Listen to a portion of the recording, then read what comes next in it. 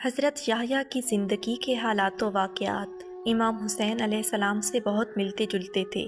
شاید یہی وجہ تھی کہ سفر کربلا میں امام حسین حضرت یحییٰ کو بہت یاد کرتے تھے۔ حضرت یحییٰ حضرت زکریہ علیہ السلام کے فرزند تھے۔ خدا کے خوف کی یہ حالت تھی کہ اکثر خشک روٹی کھاتے، ٹاٹ کے کپڑے پہنتے، جہنم کے ڈر سے اتنا روتے کہ رخساروں کا گوشت کم ہو گیا تھا۔ یہاں تک کہ حضرت زکریہ نے وعظ کے دوران جہنم کا ذکر کرنا چھوڑ دیا تھا۔ ایک مرتبہ اتفاقاً جہنم کا ذکر سن لیا تو روتے پیٹتے آہ و نالہ کرتے صحرا میں نکل گئے۔ ماں باپ تلاش کو نکلے تو 3 روز کے بعد ایک پہاڑی پر سجدے میں بے ہوش پایا۔ وہاں کی مٹی آنسوؤں سے کیچڑ ہو گئی تھی۔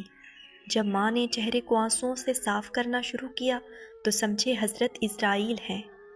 حضرت یحییٰ نے کہا، میرے ماں باپ بوڑھے ہیں، بس اتنا ٹھہر جا کہ میں ان سے ملاقات کر لوں۔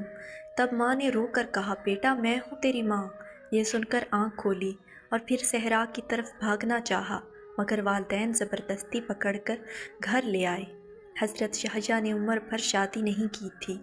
حضرت یحییٰ کی شہادت کا سبب یہ تھا کہ اس زمانے کے بادشاہ کے پاس ایک عورت تھی۔